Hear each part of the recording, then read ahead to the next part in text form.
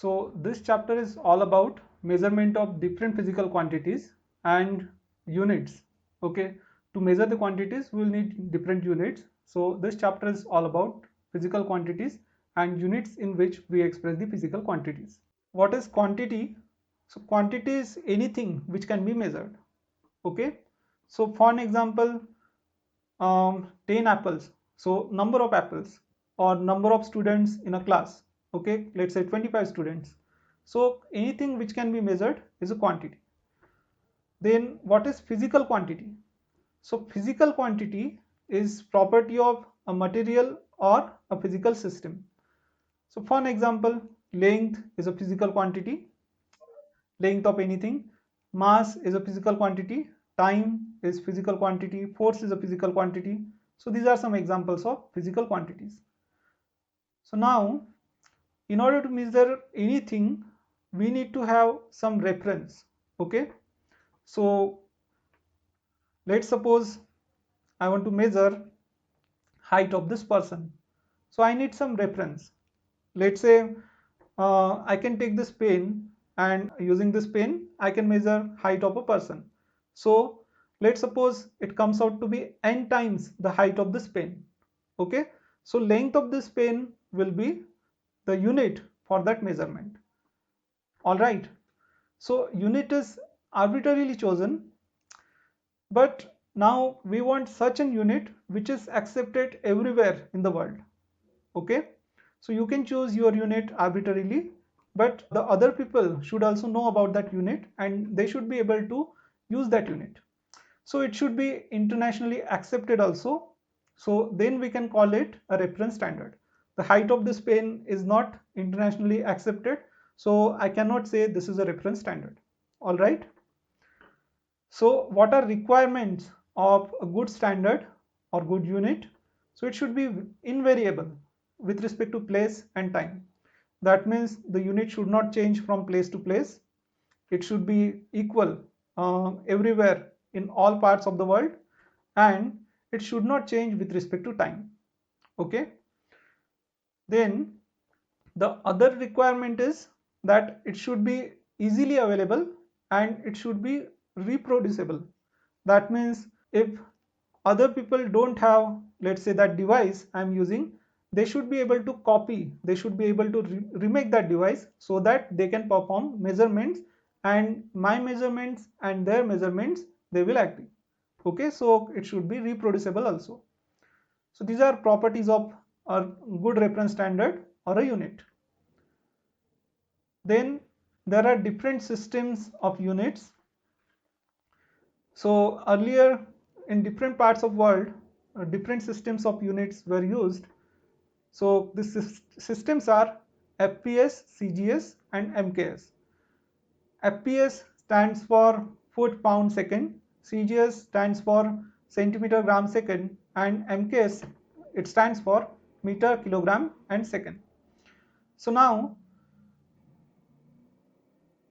in physics or in mechanics, we mostly use these three quantities, the length, mass and time, and that's why these systems are designed considering these quantities as base quantities, or they are also called as fundamental quantities, and all other quantities are measured in terms of these three quantities.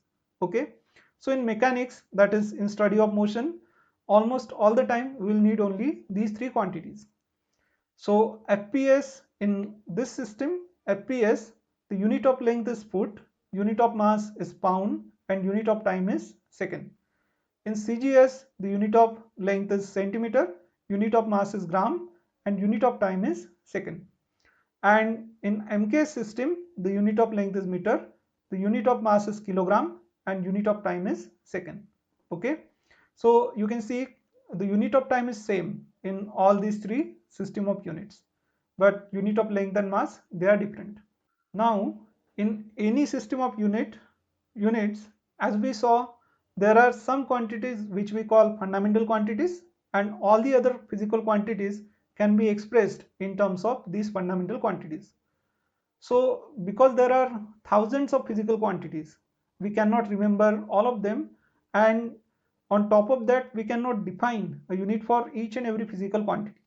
Okay, so what we do is we choose some physical quantities, we call them basic quantities or fundamental quantities. So these basic quantities or fundamental quantities, they should be related to all the other physical quantities. So we perform some measurements and we come up with the units. We define units for these quantities, and all other quantities are expressed in terms of these basic quantities. Okay, so quantities which are defined through a measurement process for a system of units are called as fundamental quantities, and all other quantities which are expressed in terms of these quantities, they are called as derived quantities. So in SI system, the system which is internationally accepted, the fundamental quantities are length, mass, time, etc. There are 7 of them, we'll see. And the derived quantities are force, kinetic energy, momentum, then velocity, etc. So all the other quantities are derived quantities. So the SI system, the system of units which is internationally accepted.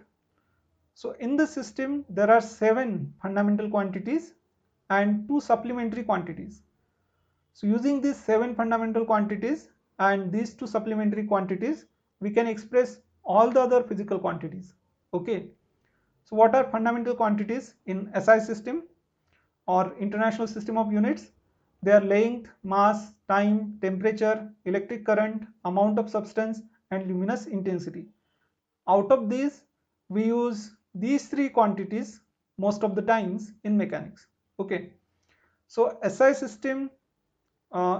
system, the unit of these quantities are: unit of length is meter and its symbol is m, unit of mass is kilogram, its symbol is kg, unit of time is second, its symbol is s, unit of temperature is Kelvin, and here you can see its symbol is capital K. The other symbols are expressed in small letters, but Kelvin is name of a physicist. Okay, you might have heard it's Lord Kelvin. So because its name, we express this symbol for the Kelvin as capital K. Similarly, unit of electric current is ampere, and ampere is also name of physicist. That's why symbol for this unit is also expressed in capital letter. Then amount of substance.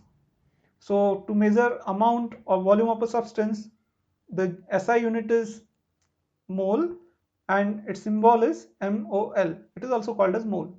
Then luminous intensity. So the intensity of light, its SI unit is candela and its symbol is CD.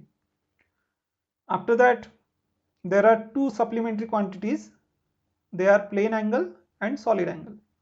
SI unit of plane angle is radian and its symbol is RAD, and SI unit of solid angle is T radian or stay radian and its symbol is SR. Okay, so SI unit for the plane angle is radians. So let's see how radian is defined. So let's suppose that this is a circle. Okay, this one is arc of the circle. So angle subtended by this arc at the center is alpha. Okay, this alpha is angle subtended by this arc at the center, and radius of the circle is r. Then in radians, this alpha is defined as arc length divided by radius. Okay, this is how we measure angle in radians. Okay, so what will be 1 radian then? If this arc length L is equal to r, then we'll have angle alpha equals to r divided by r. So if the arc length is equal to length of the radius, then the numerator and denominator gets cancelled out and the answer is 1. Okay, so alpha equals to 1 radian. So 1 radian is the angle subtended by an arc whose length is equal to radius of the circle. Okay, so let's see how solid angle is defined. So this is a sphere. Okay, here we had a circle and here we have a sphere. Okay, now we choose this much surface area of the sphere, then the solid angle subtended by this much surface area at center of the sphere is, let's suppose, omega. And what is omega? Omega is the surface area of the surface A divided by r squared, the radius squared. Okay, so how will this solid angle look like? So if you see this part, so if you join each and every boundary point of this surface area to the center of the sphere, what you will get is a cone. Okay, so solid angle is this cone subtended by this area at the center of the sphere. All right, so this angle is a 3D angle, and how do we measure it? So it is denoted by omega. Omega is the area of the surface divided by r squared. Okay, r is the radius. Now how much is the maximum plane angle that can be subtended by any closed curve at the center? So what is the maximum arc length that we can have? The maximum arc length is equal to the circumference of a circle. Okay, so maximum arc length is equal to 2 pi r, and that's why how much is the maximum plane angle that can be subtended by any arc length at the center of the circle? So it is this maximum arc length divided by the radius. Okay, because we define angle, so suppose this angle is theta, so we define angle as arc length divided by radius. So it is, for maximum arc length, the arc length is 2 pi r, so 2 pi r divided by r gives us 2 pi. Okay, so the maximum angle which can be subtended at any point, not just by a circle, by any closed curve, is how much? It is 2 pi. Okay, now we define solid angle as surface area divided by r squared. So how much will be the maximum solid angle that can be subtended by a closed surface at any internal point? So for an example, how much is the maximum angle, maximum solid angle that will be subtended by the sphere at center of the sphere? So let's find it out. It will be surface area of the sphere divided by r squared. That's how we define solid angle. Okay, so maximum solid angle is equal to maximum surface area of a sphere. So how much is maximum surface area on a sphere? It is total surface area of the sphere, so which is 4 pi r squared divided by r squared. So this r squared and r squared gets cancelled out. So maximum solid angle subtended by the sphere is 4 pi st radians.